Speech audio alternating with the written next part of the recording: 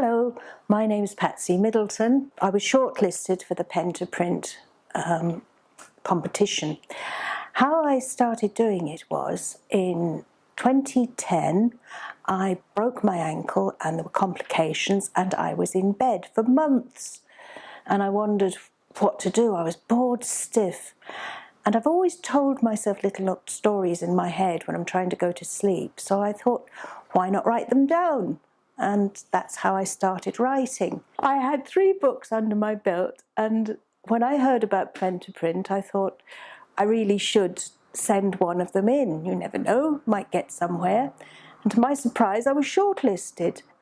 So that's how I started off with pen to print. I did it again this year. I wrote a book from scratch simply for pen to print because it was called Real Stories, Real People. So one of the things I did was start my autobiography. That didn't get shortlisted, but through that I started researching my family in ancestry. Now, I was born just after the war.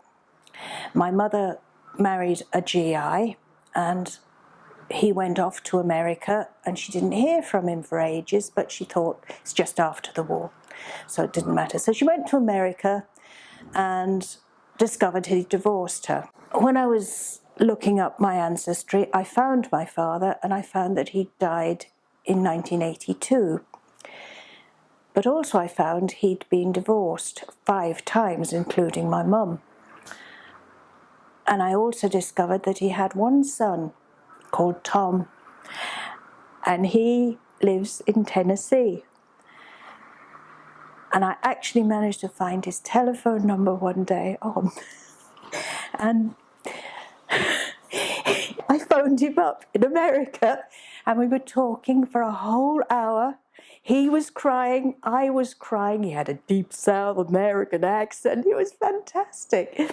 Now, finding my brother was one way that it changed my life through pen to print.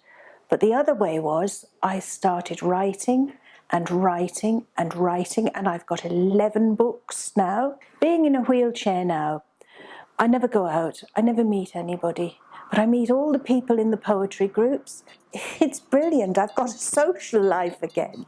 So thank you, pen to print. You really have changed my life.